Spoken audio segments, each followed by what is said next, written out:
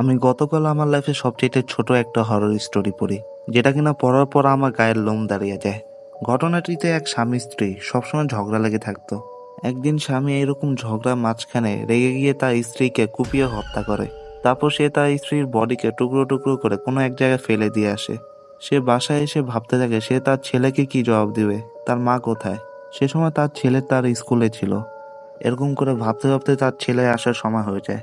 তার ছেলে স্কুল থেকে চলে আসে, কিন্তু অবাক করার বিষয় হচ্ছে তার ছেলে বাসায় এসেও তার মাকে খুঁজে না, বরঞ্চ তার ছেলে তাকে অ্যাভয়েড করে চলার চেষ্টা করছিল। এরকম করে একদিন, দুদিন, 3 দিন চলে যায়, তার ছেলে তার মার কোনো খোঁজই নেয় না। এরকম করে তৃতীয় দিন খাবার সময় তার ছেলে তার বাবার দিকে আজব ভাবে তাকিয়ে থাকে। তার বাবা তাকে জিজ্ঞাসা করে, কি হয়েছে, আমার দিকে তাকিয়ে আছো কেন? তখন তার ছেলে যা বলে তা শুনে আপনার গায়ে লোমও দাঁড়িয়ে যাবে।